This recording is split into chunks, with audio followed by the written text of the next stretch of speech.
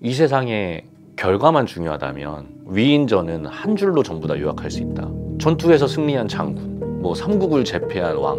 근데 그러면은 거기서 우리가 어떤 교훈을 얻을 수 있죠? 아무것도 얻을 수 없잖아요. 그래서 그걸 어떻게 극복해냈기 때문에 그렇게 결과를 낳았다까지 도달하는 스토리를 궁금해하는 거기 때문에 과정을 통해서 그 사람이 성장해 나가는지를 굉장히 궁금해하고 뜻깊게 생각하고 그거를 꼭 필요한 필수 요소라고 생각하기 때문에 삶에 그래서 그 시련을 받아들였을 때 하나의 미션이 또 다가왔구나. 이건 어떻게 깨지? 라고 생각하는 것 같아요.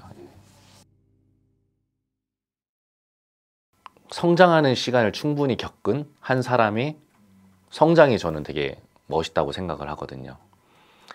그래서 뭐 그런 글도 쓴 적이 있어요. 이 세상에 결과만 중요하다면 위인전은 한 줄로 전부 다 요약할 수 있다. 전투에서 승리한 장군, 뭐 삼국을 제패한 왕, 뭐 이게 그냥 끝이잖아요. 근데 그러면은 거기서 우리가 어떤 교훈을 얻을 수 있죠? 아무것도 얻을 수 없잖아요. 결국에는 그 사람이 어떤 과정을 통해서 어떤 사건들을 겪고 그래서 그걸 어떻게 극복해냈기 때문에 그렇게 결과를 낳았다까지 도달하는 스토리를 궁금해하는 거기 때문에 저는 이제 그래서 그런 성장 과정, 어떤 과정을 통해서 그 사람이 성장해 나가는지를 굉장히 궁금해하고 뜻깊게 생각하고 그거를 꼭 필요한 필수 요소라고 생각하기 때문에 삶에 그래서 그 시련을 받아들였을 때 하나의 미션이 또 다가왔구나. 이건 어떻게 깨지? 라고 생각하는 것 같아요. 그 호기심이 실천하는 데까지 이루는 일이 되게 많아요. 예. 그래서 일단 저는 생각한 게 있으면 그 생각에 대해서 되게 골똘하게 생각하거든요. 집중해서. 내가 왜 이런 생각을 가졌을까부터 질문을 던지고 그래서 이걸로 뭘 하고 싶어? 이렇게 해요. 근데 글로 써요. 그래서 이걸 하기 위해서는 뭘 해야 되지? 왜 해야 되지? 왜 하고 싶지? 뭐가 필요하지? 뭘 하면 안 되지? 이런 것들을 글로 쓰고 그 다음에 실천으로 옮겨요. 예. 저는 되게 그래서 어떤 하나의 생각이 행동으로 발전하는 힘이 좀 커요. 이걸 뭐 추진력이라고 하면 추진력이 될 수도 있지만 이거에 대해서 되게 그렇게 그리고 이제 그 호기심에 그게 포함되어 있는 거죠. 그렇게 해서 실천까지 해봤을 때 정말 될까? 같은 궁금증이 있어요. 그 왜 올드보이에서 그 오대수 이제 최민식 선배님이 맡았던 역할이 깜빵에 있다가 그 감옥에 있다가 나와가지고 10년 동안 TV로 봤던 그래서 그걸 TV를 보면서 연습했던 복싱 시뮬레이션 먹힐까? 먹힌다 하면서 이제 실제로 그게 사용이 되는 그런 장면이 있는데 그런 것처럼 되는지 확인해보고 싶은 마음이 너무 커요. 예, 그래서 안 되면 깔끔하게 포기하고 다시 해보고 아니면 다른 걸 해보고 제가 진짜 상상을 엄청 많이 하고 뭐 침대에 누워있을 때라던가 의자에 앉아있을 때 아니면은 뭐 가게에서 손님이 없을 때 그냥 가만히 앉아서 되게 상상을 많이 하거든요. 뭐 별의별 상상을 다 해보는 거예요. 이런 일이 생기면 어떻게 될까? 이런 일이 생기면 어떻게 될까? 경우의 수를 엄청 많이 만들어요. 예를 들어서 저는 뭐 오디션을 보러 갈 때도 이런 질문하면 뭐라고 대답하지? 이런 질문하면 뭐라고 대답하지? 이런 질문하면 뭐라고 대답하지? 이거를 엄청 많이 생각하고 가요. 그래서 경우의 수를 다 만들어 놓고 그러면은 물론 그거에 제대로 이렇게 대응할 수는 없을 수도 있지만 정신적으로는 대응했던 부분이라면 정신적으로 무너지진 않을 수 있잖아요. 동요하지 않을 수 있잖아요. 아, 예상했던 반대 제일 최악의 시나리오가 펼쳐졌구나. 그럼 이거는 어떻게 해결하지? 로 넘어가는 거죠. 예, 그렇게 되기 때문에 두려움은 이게 어떻게 될지 모르기 때문에 오는 거잖아요. 예를 들어서 절벽인데 뭐 이거 메고 있어요. 만약에 낙하산을 메고 있으면 이게 펼쳐질지 안 펼쳐질지 모르면 너무 무서운데 펼쳐진다는 확신이 있으면 뛸 수 있잖아요. 그런 것 같아요. 그거를 미리 대비하고 연습하는 사람들. 예, 그러니까 저는 두려울 만한 일을 충분히 미리 사전에 연습해요. 상상하고. 그렇게 해서 되게 많이 극복하고 이겨내는 편이죠. 지금 제가 내 시간이 너무 없어. 뭐 해야 되지? 책을 읽자. 라고 생각을 하는 것 같아요. 그게 책이라는 거 되게 몇백 페이지 안에 사람 인생을 바꿀 수도 있는 거잖아요. 책 한 권으로 사람이 달라지기도 한다는데 그런 것처럼 문장 하나가 가진 힘이 저는 되게 크다고 생각하거든요. 그 사람들이 영화 속 명대사를 평생 기억하듯이 예, 너무 신기한 일이잖아요. 그 영화의 내용은 전체적으로 기억을 못하는데 그 명대사 하나는 기억을 하는 거예요. 그만큼 저는 문장의 힘이 되게 강하다고 생각하기 때문에 그런 책에서 어떤 무언가를 얻고 싶어하는 그런 욕구, 욕망 막 이런 것들이 계속해서 꿈틀대는 것 같아요. 그래서 그렇게 해서 아침에 막 7시에 일어날 거 6시 반에 일어나서 30분 책 읽고 뭐 할 수 있으면 명상도 하고 그리고 그런 것들이 많고 저는 19살 때 샀던 스케줄로도 지금까지 쓰고 있어요. 지금 여기 있는데 잠시만.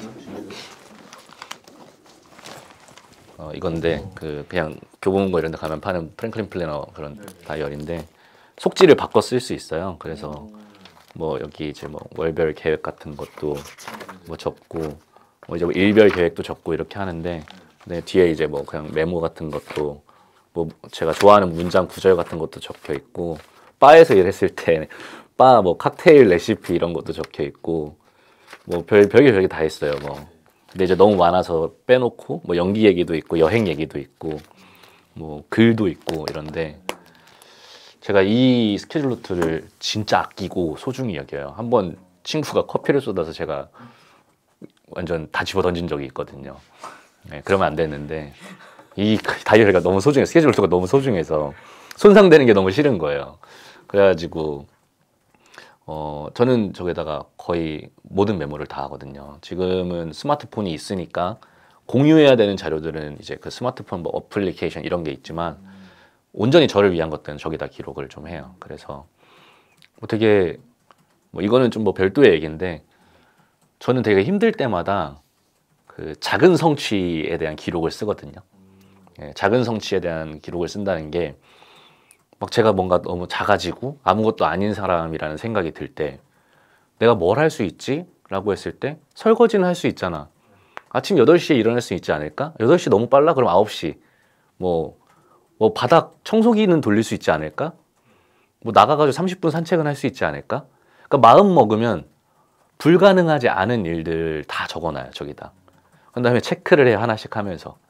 그러면 5개를 적었는데 5개를 다 제가 해낸 거죠. 그러면 뭐야, 할 수 있는 사람인데. 그러면 거기서 목표를 하나씩 늘려가요. 6개, 7개. 그러면서 조금씩 어려운 목표를 더 잡는 거죠. 뭐 예를 들면은 뭐 설거지, 빨래 뭐 이런 거는 이미 다 할 줄 알게 됐으니까 여기다 영어 단어 10개 외우기 한번 해볼까? 이렇게 해요. 근데 만약에 한 3일 했는데 3일 만에 실패했어요. 그럼 5개로 바꿔서 해볼까? 그러면 이렇게 작은 성취들을 계속해서 기록하거든요. 그래서 작은 성취부터 시작해서 그 목표의 지향점이 점점 커지고 다양해지고 많아지는, 그래서 그거를 성취하고 있는 것들이 다 성취할 필요도 없어요. 10개가 있으면 7개 이상 성취했으면 스스로 칭찬해줘요. 잘했다. 이 정도면 잘했지. 하루에 10개의 과제 중에 7개를 했는데 그러면 내일은 8개 할 수 있는 사람이 돼볼까? 그 다음날은 9개 할 수 있는 사람이 돼볼까? 이게 너무 목표가 높아? 그럼 좀 낮춰볼까? 그렇게 하면서 할 수 있는 사람이라는 힘을 저에게 스스로 심어주거든요. 그게 저한테 있어서 또 어떻게 보면 아까 했던 질문 중에 그런 절망을 이겨내는 방법 중에 하나일 수 있겠네요. 네. 세상은 넓고 기회는 많다. 네, 저는 이렇게 많이 느낀 것 같아요. 왜냐하면은 배우 하나만 바라보고 저도 17년, 18년을 살아온 건데, 근데 그 안에서 이제 하기 싫은 일들도 되게 많았죠. 처음에 저 카페에서 아르바이트 하는 거 싫었고, 바에서 아르바이트 하기 싫었고, 뭐 배달도 하기 싫었고, 뭐 싫었던 일들이 되게 많은데 하다 보니까 다 도움이 되고, 제가 25살 때 카페에서 알바할 때 그 사장님은 제가 카페 사장 될 거라고 몰랐겠죠. 근데 저도 몰랐고, 근데 지금 하고 나서는 결과적으로 와, 내가 그때 그렇게 열심히 하지 않았더라면 지금 내가 카페를 차릴 생각을 했을까? 자신 있었을까? 없었겠지. 이런 생각이 들고, 와인바도 마찬가지고 작가 일하는 것도 마찬가지고, 아이들을 좋아하지 않았으면 아이들을 가르칠 수 있었을까? 뭐 그런 생각도 많이 들고, 엔잡을 통해서 하나의 직업을 가지고 있어야지만 한 우물만 파면 성공한다? 제 책에 그런 내용이 있어요. 책에 있는지 아니면 제가 새로 쓴 글인지 정확히 기억 안 나네요. 예. 한 우물만 파서 물이 나올 때까지 한 우물만 판다면 여러 우물을 파도 물이 나올 때까지 팔면 확률은 그게 더 높은 거 아닌가. 뭐 제가 그런 얘기를 했었어요. 그러니까 물이 나올 때까지 파는 게 중요한 거지. 한 우물만 판다? 그 물이 없을 수도 있잖아요. 예. 그러니까 저는 그 우물의 개수를 넓혀가는 것도 물을 파내기 위한 좋은 작전이다. 좋은 방법이다. 이런 생각을 하기 때문에 그렇게 하다가 여러 개를 파는데 동시에 다 만나서 엄청 큰 우물이 될 수도 있는 거잖아요. 예, 그렇게 생각을 하게 좀 이제 변화했고, 그리고 배우를 하면서 얻지 못한 생각들이 되게 많아요. 배우라는 직업이 어쨌든 제가 아무리 뭐 단역이고 뭐 무명이고 이래도 현장 가면은 스태프분들이 다 챙겨주시고 뭐 이렇게 좀 이렇게 위해주시고 이런 일이 되게 많은데, 제가 뭐 배우님 소리 들으면서 촬영장 갔다가 다음날 아침 11시에 와서 카페에서 커피 4,000원짜리 커피 내려서 드렸는데 컴플레인 들어오면 커피 맛이 왜 이래요? 들어오면 정말 죄송합니다 하게 되는 게 인생이잖아요. 예. 그러니까 이게 되게 맞아, 이런 게 인생이지, 내가 어느 하나의 삶에 자꾸 젖어 있는 거 말고 진짜 인간이 살아가는 삶, 어딘가에서는 내가 고개 숙여 인사해야 되고 어딘가에서는 자신만만할 수 있고 어딘가에서는 전문가고 어딘가에서는 문외한일 수 있는 삶, 그게 이제 엔잡을 통해서 되게 얻게 된 거예요. 그래서 지금 뭐 제가 막 전문 소믈리에도 아니고 전문 바리스타도 아니고 전문 셰프도 아닌데 음식점이랑 카페를 하면서 뭐 모든 음식점 사장님들이 다 선생님처럼 보이는 거죠. 예. 어때요? 다 조리법이 다르고. 그렇게 되는 거 보면서 항상 배움의 기회가 지금 더 많아졌다. 배울 수 있는 게 더 많아지고 배워야 하는 게 더 많아지고, 그러니까 나는 매일매일이 공부와 탐험과 연구의 연속이구나. 나는 자동으로 공부가 되는구나 이제. 왜냐면 스스로 공부하려고 찾아보지 않아도 매일매일 경험하고 있으니까 다양한 인생을. 그런 즐거움을 좀 알게 된 것 같아요. 네. 막 새벽 5시까지 파주로 촬영. 근데 뭐 차도 없고 뭐 이러면 이제 전날 뭐 파주나 일산이나 이런 데 사는 친구한테 전화를 돌려가지고 하루만 재워주면 안 되냐, 다음날 5시에 촬영인데 지금 우리 집에서 타고 가면 택시비가 너무 많이 나온다. 촬영장에서 택시비 안 줘? 근데 물어보질 못하겠는 거예요. 막 어리고 무섭고 뭔가 이런 거 물어보면 실례일 것 같고 이러니까 그땐 그랬죠. 그래서 막 근데 또 옷을 챙겨오래요. 그래서 옷을 또 뭐 하나만 챙겨가면 혼날까 봐 5벌 6벌 캐리어에다가 막 챙겨서 가면 꼭 의상팀에서 준비된 옷을 또 입혀요. 그러면 제가 준비해간 모든 게 다 수포로 돌아가는데 막 그렇게 하면서 막 촬영도 하고, 단역할 때 그때 17살 이럴 때였어요. 제가 공공의적이 2009년인가 2008년일 텐데 그 전에 16, 17살 때부터 이제 드라마 단역을 계속 했었거든요. 엑스트라 뭐 이렇게 보조 출연으로 그렇게 했었는데